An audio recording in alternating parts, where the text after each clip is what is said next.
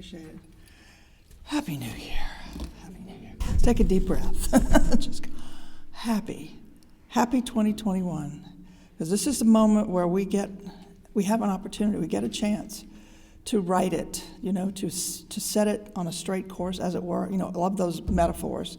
But the idea that we are in the position to hold in our hearts and minds and thereby create and manifest a wonderful year, which of course is a stepping stone to time immemorial. It just goes on, eternity. So today we're going to be celebrating the new year and releasing the old, very gratefully. We're going to be sharing this activity, the Burning Bowl, which is a traditional unity service. Some of y'all may have done it with us many, many times, and to some people it's a new thing. But it's done at all kinds of unity churches and other churches as well, other centers of learning all over the place. And the idea is that we can actually participate in our own personal and spiritual healing by releasing ideas and thoughts and attitudes and habits and conditions which are brought on by those thoughts and attitudes, and let them go and not any longer be a part of our thinking, and therefore not a part of our manifestation, our life. And the whole teaching of truth is about knowing that we already have this power within us, that it is given to us from the beginning. I still hear Reverend Murphy all those years ago saying, from the beginning. And you realize whatever that was or is, it's always ongoing. We have been endowed from the beginning with spiritual power, with the power of the Spirit that gave Jesus all the direction and all the different teachers, Moses and all the wondrous people that we read about in the Bible and other sacred literature, all tuned in to that power. And that is what we here at Unity, as we call ourselves true students, because we're working toward understanding our true selves and the true meaning of our lives and the lives of our friends and family and those who have gone before and those who will come after us. So we're participating in this activity, in this church service, which is going on all around the country and all around the world, different times and different time zones. But this activity of letting go, releasing all that which does not serve us, and then accepting and receiving gratefully and with anticipation of good all that we want to draw into our experience, all the thoughts that we want to hold to be true, all the ideas that we want to influence the way our lives will go. So we have the opportunity to start over. We talk about renewal, and we talk about making resolutions, and we don't want to have the same old problems to resolve every year. We want to move. We want to flow with the good. And so when our truth lesson today will be rather short, and we will participate in a meditation that will lead us to releasing and letting go. And we call it a burning bowl for a reason. We're going to have a fire out in the patio, for those of y'all who haven't done this before. And that's why there are 2 stacks of paper right here and pens. So as we go through our meditation, as we talk and go through our meditation, thoughts and ideas can come to you that you know is time to let go. You just know they're no longer useful, helpful, they're not participating in any way in your good. It's time to let them go. So you can walk up at in a few minutes, walk on up and have a piece of paper on which you write down these things, these ideas. It could be a person, a relationship, a condition, whatever you want to release. That's what you write down on that piece of paper. And that's why we have lots of pens. We figure people have lots of things they want to let go of. And then we will, as continue in our meditation, and also have a piece of paper to write down that which we want to draw into our experience, that which we want to attract, and basically how we want to participate in the healing of our world from this day forward, this moment. So it's all tied in to our acceptance of the divine power within ourselves, and that we are working with it, and it is working through us, miracles and wonders to do. So let's just take a second. Let's take another deep breath and say thanks for this opportunity, this new year. And I want to read this is just, I always go back to the great teachers, and we have lots and lots of them in the present day and lots who have come before us. And this is a treatment by Raymond Charles Barker, who's one of the great science of mind teachers, but is a favorite of Unity as well. And this is a treatment for letting things go. And I just love that it's talking to, it's treating our minds and our understanding for that which is in power in us. And of course, throughout this whole year, and really it's an ongoing issue, and I think in most of our circumstances, we don't really know what to think of as true, what to believe. We have been taught, and we're taught in unity, and the truth students learn that the one to trust is Spirit. And yet, so often we give God as kind of a scapegoat for all the things that go wrong. And Reverend Mary Beth has talked about God being thought of as Santa Claus, coming in with a big old bag of goodies. And if we're good, and the little list is we're on the right side of the list, we get good stuff. But it's all so much more than that. It is embodying the presence of Spirit that lives in us, that literally has created us, literally has expressed us as divine beings. And some of us have never been taught that we've been taught that we're not divine, we're something else. We've never been taught that we're divine. And to come into a church like this and find out that we're already as holy and as spiritual as we ever will be is a revelation. It was a revelation to me back in 1988 to think of myself as already good. Didn't have to become good, didn't have to make myself good, didn't have to make myself the beloved of God. I already am. And so carrying that idea into this year we've already stepped into, and leaving behind all those negative feelings that made us feel powerless, made us feel less than, and incapable of really guiding our own lives, I think those are good things to say goodbye to. And I think we want to say hello, power, hello, Spirit, hello, joyous life, hello, good for which I was created. So that's the purpose of this burning bowl ceremony. And with this treatment, I just want you all to listen to the words. There's something in this that I made copies of it. I'm sure I gave it out to the Wednesday group that comes every week. And but it's reminding ourselves of the power that indwells us. And Raymond Charles Barker, who was quite a wit as well, sometimes these are kind of funny, but he says, and think about these words, I believe that at the center of my being, there is a power which is a joyous, creative power. So that might be the first step in actually participating in a burning bowl service, is that we're acknowledging that the power already indwells us, and by that power, we are strong enough and capable enough to let go of that which doesn't serve us, and then to say what it is that we want to bring into our lives. We already have that power within. So if we can begin to move our faith in that direction and away from fear and all the negativity that bombards us moment by moment, it seems. And just to take a minute to elaborate on this, I used to wonder, and I used to hear, a friend of mine used to say, well, I just don't understand hard times. I just don't understand hard times. And then again, I hear Reverend Murphy say, we make our own hard times. So how do we want to accept the idea that we are responsible? We don't have to make the world. We don't have to change the world. All we have to do is be aware of what we're thinking, believing, and therefore manifesting. How do we want to participate in that? That's where our power lies, in that decision. So if I can say, I believe that at the center of my being there is a power, which is a joyous, creative power. I take myself out of that idea of there's a power in me that's here to punish me, here to trick me into doing something and then say, gotcha, and throw me into the fires of hell. That doesn't sound like a God that I would be real happy to know. Oh, anyway, I believe that at the center of my being there's a power which is a joyous, creative power. Let's see if we can think that as our truth, so that when we're ready to release, write down our ideas and things, we're doing it with the acknowledgement, as he says, that I believe that my recognition of this power causes it to work for me. So by recognizing it, I work in tandem with it.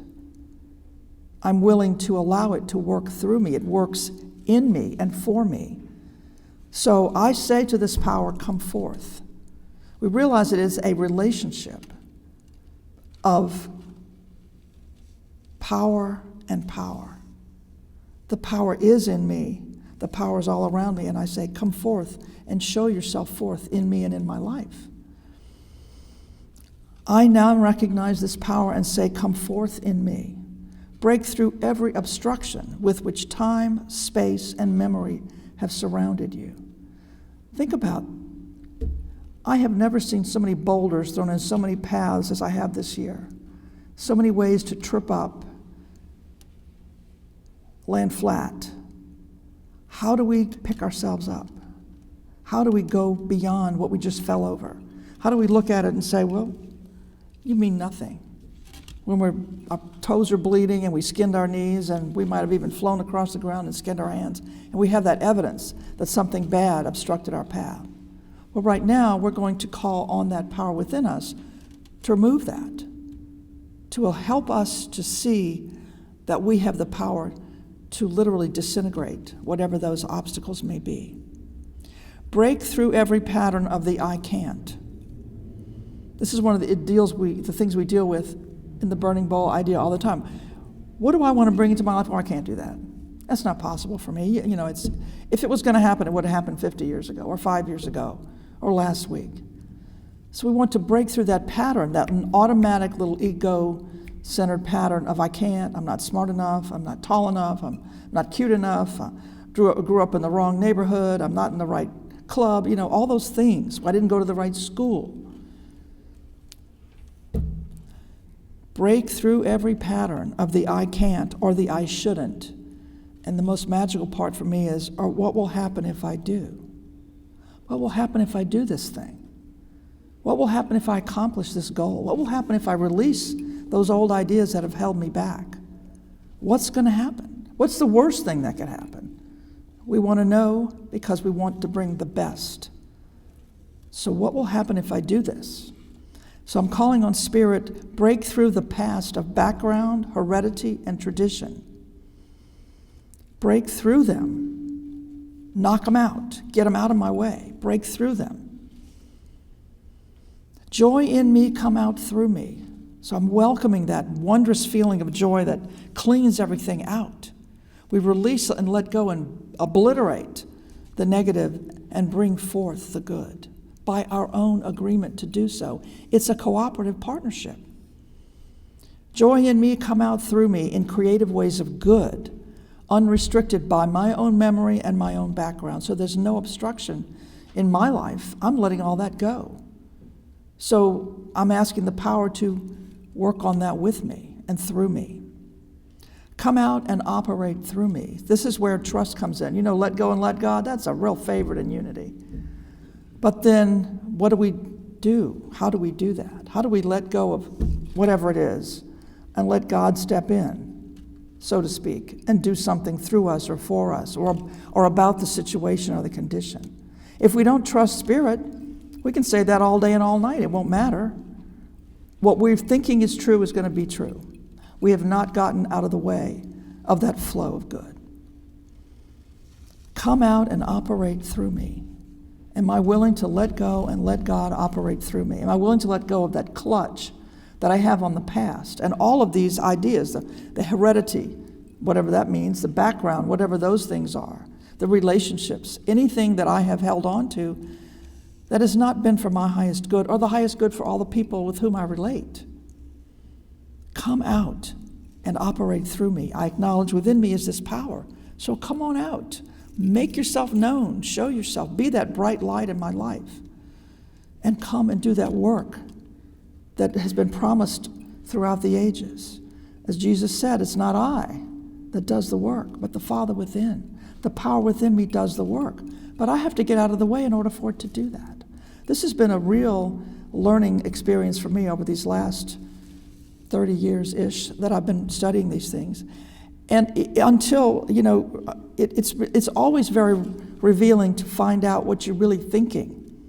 Because what you're really expressing and what's really manifesting in your life is what you're really thinking. And, you know, I walk around going, well, I'm a positive thinker. I'm a true student. Yeah? Well, guess what? I have also been ruminating on a lot of things that weren't true or were unpleasant or were undesirable for me. And yet, there they were. The evidence of the power of my thought. The evidence. So we have to look at evidence and see through to the perpetration, so to speak, what it is that we thought and what it is that we did to bring this about. Come out and operate through me. Come out and operate through me. There is a joy at the center of my being. This joy I did not create, but it created me.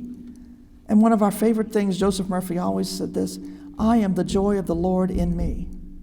So the Spirit in me has joy in me, and I am that joy.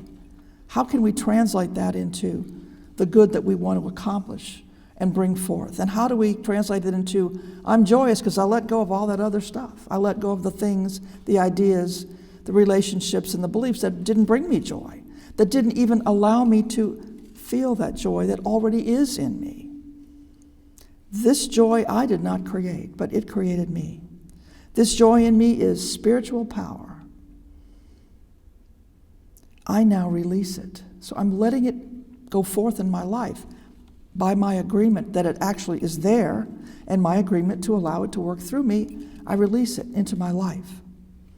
Nothing in me blocks this power. So I'm releasing all those roadblocks and those plugs and those narrow-minded ideas and letting the good flow unimpeded. Nothing in me blocks it. I let it out, and it finds creative ways to appear. So the power is going to do something. We just have to have faith that it's going to be good. By our willingness to believe that it is only good, that it is only joy, that it is only prospering and healing us and restoring us to perfection. It's not fixing us. We don't have to be fixed or repaired. We simply have to be in the place to allow ourselves to be renewed and restored to our normal, miraculous, spiritual selves. I let it out, and it finds creative ways to appear. It makes me a whole and better person. So that power doesn't exist to make us feel terrible or to diminish us or to make us feel powerless or to hurt us or to punish us. It makes us whole from the get-go. And then it makes us better people because it shows us the right way to be, to think, and to do. It takes me out of what I am not, which is all the negativity manifesting around us and through our lives and in the positions that we take. So it takes me out of what I am not into what I really am, and into what I want to do and will do. So this is the basis of the teachings of unity, which are based on the teachings of Jesus and divine science and science of mind, and that is, this power is with us, within us, and it is for us. The universe is for us. It works through us for divine purposes. We are here to express all the good that is within us and to release anything that would cause us not to do that. Any fears, negativities, any prejudices. And it's been such an interesting year to see all of the things that have been revealed about what people have been thinking. Because, of course, everything that we've seen manifested is a result of all the thoughts and beliefs and fears and prejudices that have just been held onto. And maybe nobody saw the results before, but they sure were made visible this year in so many ways. So to come back to this point in this present moment, where are we going to place our faith? What are we going to do with regard to the good that we decide we want to express in our lives? What are we going to do about that? Well, we don't know necessarily. We don't know that we even want to plan anything. Everybody's so nervous. Well, let's relieve ourselves of that nervousness. And let's make this statement. I am not afraid of any situation, person, place, or thing. Is that easy to say? I don't know. I am not afraid. Let's start with that. Fear not, little flock. Oh, sure. We've heard that before. Guess what?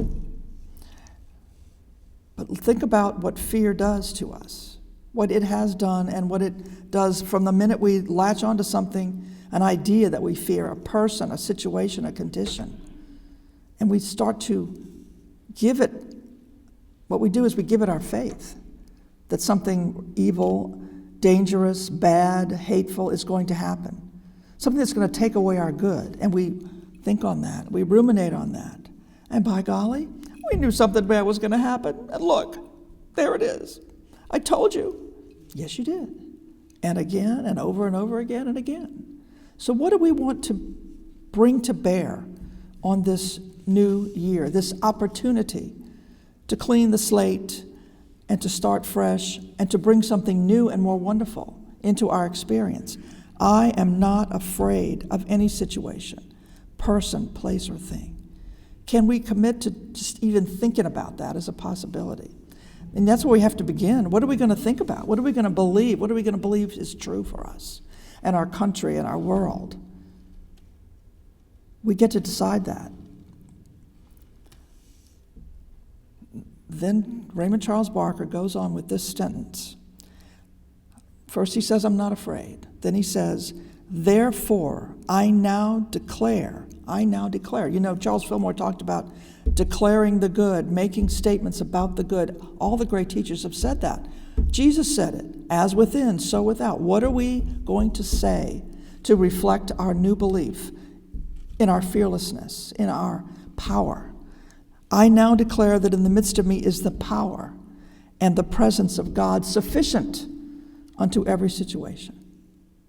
That's taught in unity. That's what we teach. That's the whole idea for being here, is we believe in the restoration of the good by moving our faith into that place of power and expectation of good. What do we expect? In the midst of me, by my declaration and my faith, I believe and I speak the word that in the midst of me is the power and the presence of God sufficient unto every situation. We all say glibly, God is my all-sufficiency in all things. God's everywhere present, even here. Do we believe it? Do we live by that idea? Sometimes we're more afraid of something lurking in the corner over there because we go, well, you know, it's kind of shadowy. And the hair on the back of my neck just stood up. You know, we kind of go back to that ego, that fearfulness, that self-preservation, small s. I rise up. That's been a theme this year. I rise up. I rise up in the dignity and integrity of myself as a spiritual being. So I come out of that little old shell and I rise up out of that prison in which I have put myself all these decades and eons of time. I rise up in the dignity and integrity of myself as a spiritual being. And I know that the power that supports this universe supports me, and I allow it to do just that. Again, it's as a participatory relationship.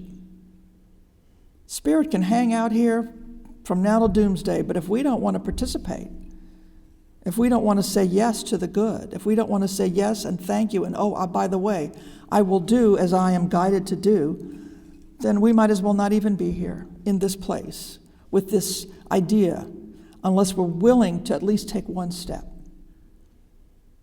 Stepping out in faith, as they say, stepping along with Jesus and all the great teachers on that path of faith in the good and in our own innate power to bring the good into manifestation, into visibility.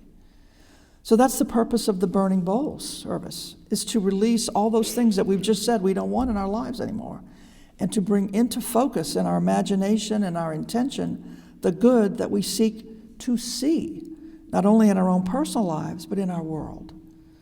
And we've been talking about since 2010, this in our Wednesday group of, and I see a bunch of folks that are here on a fairly regular basis, we've been talking about since the oil spill, 2010, when it's like all hell broke loose. It was like hell was coming up in the middle of the Gulf. It was just devastating watching this and watching what was going on and hearing all the stuff. And yet we came probably the very next Wednesday, and we were talking about miracles, and we were talking about participating in the healing of our world. We were not talking about, oh my God, it's just a disaster, we're never going to recover. We said, oh no. We're saying yes to the good that we know is already present. We are participating in the healing. And every Wednesday when we are here together, whether we're on, because we have a conference call that we have people participate, we have people participate at home, they're not here, but there are people here physically, and we are agreeing to participate in the healing. So that's what we are here to do and called to do. That's what Jesus kept saying, love one another. Love God, love one another. Be in the love. Be the love you want to see. All those great things that great cultures have said. Be the peace and the power that you want to see. Be the change. How many thousand times have we heard this? And so it's up to us to decide to participate or just continue to watch. We are going to watch and observe anyway. We might as well watch and observe something we want to have happen, that we want to participate in. We might as well be part of this great revelation of good that is just waiting for us to say yes and thank you.